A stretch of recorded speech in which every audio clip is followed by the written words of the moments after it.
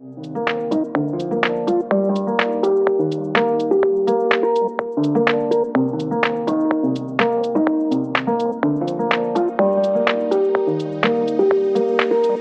ดีค่ะทุกคนวอร์มกลับมาแล้วนะคะ3 เดือนที่ผ่านมานะคะพอดีว่าวอร์มเนี่ยไปยุ่งเกี่ยวกับการเขียนตีซิสมานะคะวิทยานิพนธ์ป.เอกของวอร์มนะเมื่อปลายอาทิตย์ที่แล้วนะคะวอร์มก็ได้ส่งตีซิสของวอร์มแล้วเรียบร้อยเย้ดีใจมากคือช่วงที่หายไปนะคะวอร์มเนี่ยก็มีวล็อกตัวเองไว้บ้างนะคะแต่ว่าเดี๋ยววอร์มเนี่ยจะค่อยอัปโหลดเรื่อยๆนะเพราะว่าวอร์มเนี่ยยังไม่มีเวลาตัดต่อวิดีโอพวกนั้นนะวันนี้นะคะวอร์มก็เลยอยากจะมาทำวิดีโอแบบชิลๆมานั่งเมาส์มอยกันนะคะว่าในช่วงเฮือกสุดท้ายของป.เอกเนี่ยมันเป็นยังไงนะวอร์มนะคะได้ลงสกินแคร์เรียบร้อยแล้วนะคะช่วงหลังๆนะคะคือวอร์มเนี่ยไม่ค่อยได้แต่งหน้านะคะเพราะว่าวอร์มเนี่ยอยู่บ้านเขียนตีซิสซะส่วนใหญ่นะในช่วงที่ผ่านมานะคะวอร์มจะใช้รองพื้น2ตัวนี้นะคะ Maybelline Fit Me ผสมกับ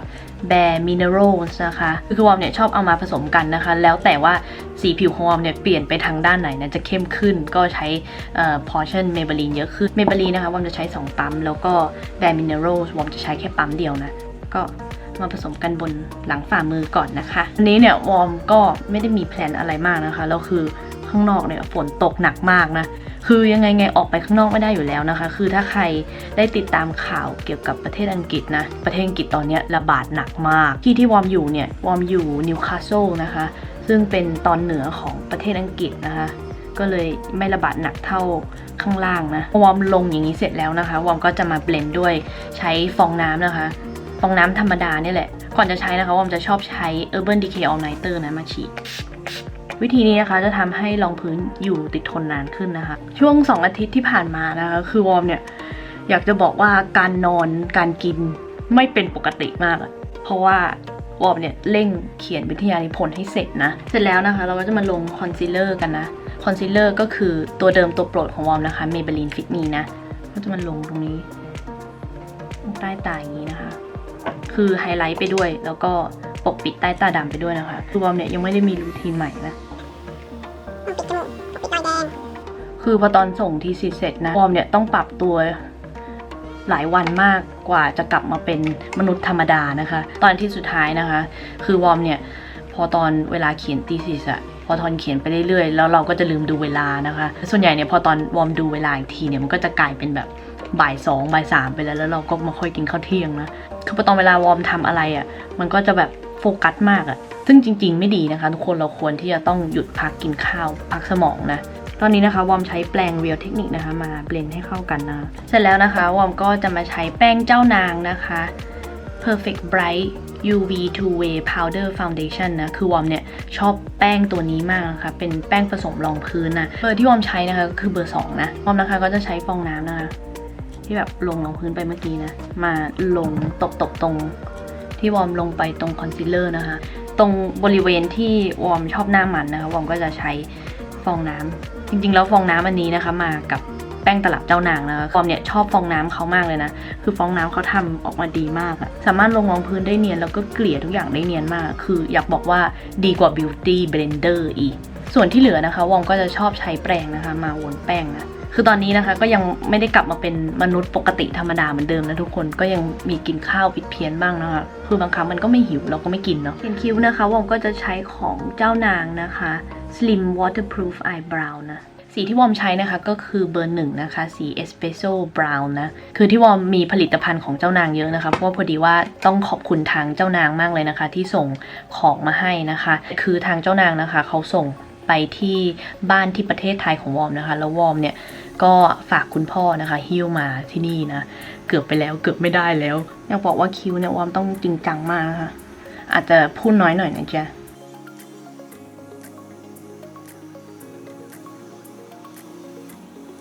ก็จะเขียนเป็นโครงไว้นี้ก่อนนะคะเอาล่ะเราก็จะมาเติมหัวคิ้วนะคะวอร์มจะค่อยๆมือเบาลงนะคะแล้วก็เติมอย่างนี้นะแบบค่อยๆกรีดอย่างนี้มันจะได้ดูเหมือนคิ้วจริงๆนะคะแล้ววอร์มเนี่ยก็จะเลยจากหัวตามานิดนึงนะเพื่อจะทำให้จมูกของวอร์มดูเล็กลงนะคะวอร์มก็จะมีขั้นตอนเพิ่มเติมนิดนึงนะคะคือช่วงนี้เนี่ยเห็นคนเขาทำคิ้วตั้งกันเยอะนะดาราไทยนะคะเขาชอบทำคิ้วตั้งกันเยอะๆนะเดี๋ยววอร์มจะลองทำบ้างนะคะเห็นเขาใช้มาสคาร่าตรงหัวตานะแต่เดี๋ยววอร์มเอามาสคาร่าออกเยอะๆก่อน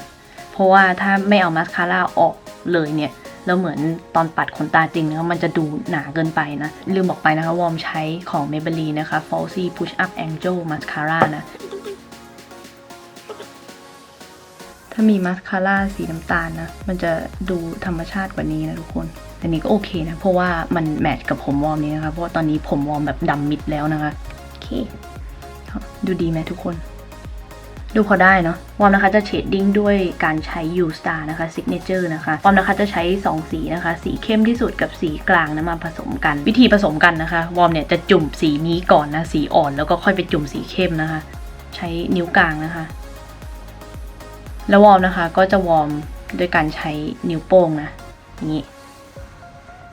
แบบคือพูดง่ายคือถูกันผสมกันนะวอร์มนะคะก็จะพยายามเชดดิ้งตรงข้างๆจมูกนะเพื่อที่จะทำให้จมูกของวอร์มเนี่ยเล็กลงนะเป็นคนจมูกใหญ่ความรู้สึกหลังซับมิตวิทยานิพนธ์แล้วนะคะอยากจะบอกว่ามันโล่งก็โล่งนะแต่เหมือน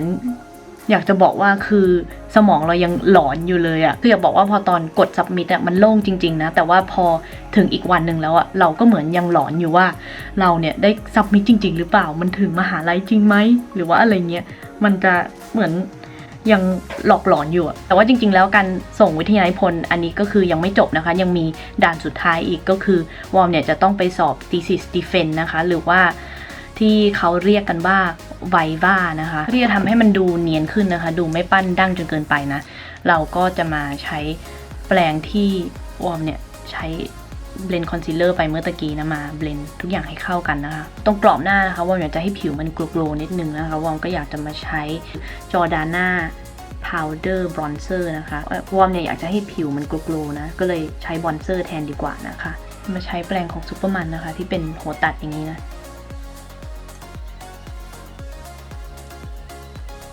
ให้ดูหน้าเรียวเล็กลงแล้วก็แทนนิดนึงนะคะสำหรับลุคนี้นะคะวอมอยากจะมาใช้ New Nude นะคะ Huda Beauty Palette นะแต่ก่อนที่วอมจะไปเล่น Palette นั้นนะคะวอมอยากจะมาใช้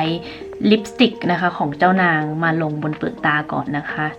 ก็จะมีหน้าตาเป็นอย่างนี้นะทุกคนอยากบอกว่าแพคเกจจิ้งของเขาเนี่ยสวยมากอะชอบมากสีที่วอมจะใช้นะคะเขาเรียกว่าสีพิกุลนะคะวอมนะคะจะมาทาลงบนหลังมือก่อนนะมาวอร์มบนหลังมือเนี่ยดูพิกเมนต์เขาดิสวยมากก็จะลงให้ทั่วเปลือกตาเลยนะคะสีนี้นะคะสีพิกุลมันจะเป็นแบบสีน้ำตาลอมส้มนิดนึงนะเป็นขึ้นไปตรงนี้นิดนึงนะคะเพราะว่าวอมอยากจะแต่งให้มันเป็นหางแบบชี้นิดนึงนะวอมนะคะก็จะมาใช้แปรงแบบฟุ้งๆอย่างนี้นะวอมนะคะจะใช้สีที่มีชื่อว่าเท็ดดี้นะแล้วมาลงให้ทั่วเปลือกตาเลยนะคะที่ลงลิปสติกไปเมื่อกี้นะแล้วก็พยายามเบลนด์ตรงขอบๆด้วยนะคะ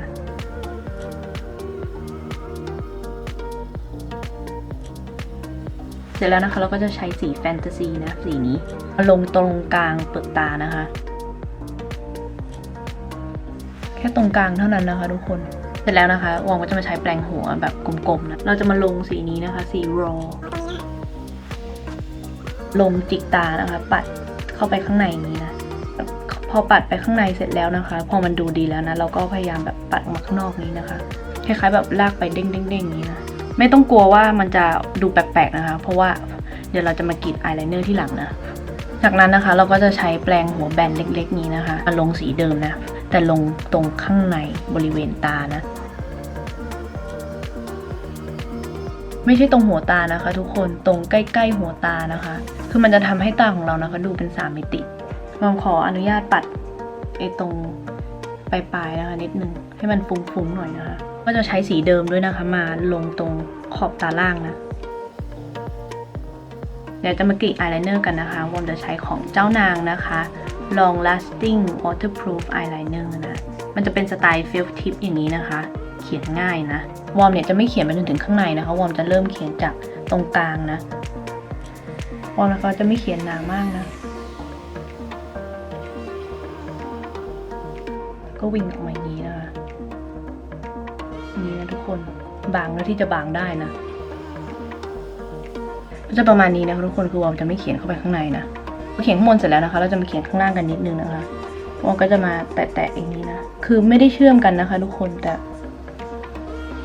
เขียนให้เป็นประมาณนี้นะ แบบเป็นเหมือนสี่เหลี่ยมข้างล่างอย่างนี้นะคะไม่ได้เชื่อมกับข้างบนนะวอมนะคะจะมาใช้อายไลเนอร์สีน้ำตาลนะคะมาเขียนข้างในขอบน้ำตาลนะใช่ขอบน้ำตาปะจำไม่ได้เรียกว่าอะไร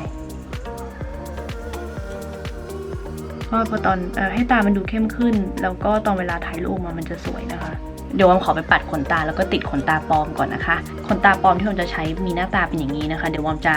ตัดออกมาครึ่งนึงนะคะแล้วก็แต่ละครึ่งนะคะวอมก็จะมาติดแต่ละตาของวอมนะออกมาประมาณนี้นะคะทุกคนไม่รู้ว่ามันจะเยอะไปหรือเปล่านะวอมนะคะเกือบลืมหัวตานะคะเราจะมาใช้สีครีฟอันนี้นะคะ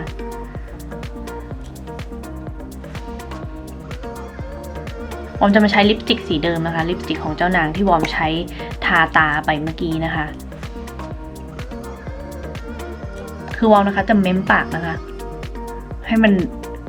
เลยขอบปากของตัวเองไปนิดนึงนะเพราะว่าเราอยากจะให้ปากมันดูแบบเจอๆนะสำหรับบัชออนนะคะวอมจะมาใช้ของ Urban Decay นะคะซิน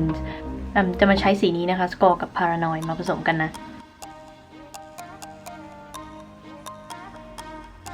แล้วก็ปัดตรงจมูกด้วยนะคะนิดนึงแล้ววอมก็จะใช้สีซินนะคะมาไฮไลท์หน้าตัวเองอะ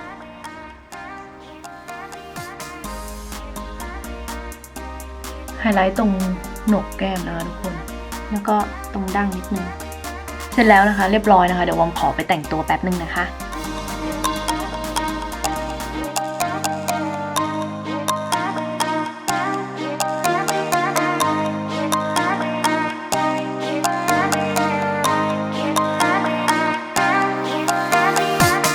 เอาละค่ะหวังว่าทุกคนจะชอบการเม้าท์มอยแล้วก็แต่งหน้าไปด้วยกันนะคะถ้าใครอยากกดติดตามวอมนะคะก็อย่าลืมกด subscribe ได้ด้านล่างเลยนะคะแล้วก็อย่าลืมกดกระดิ่งให้วอมด้วยนะไว้เจอกันใหม่ในวิดีโอหน้านะคะทุกคนบ๊ายบาย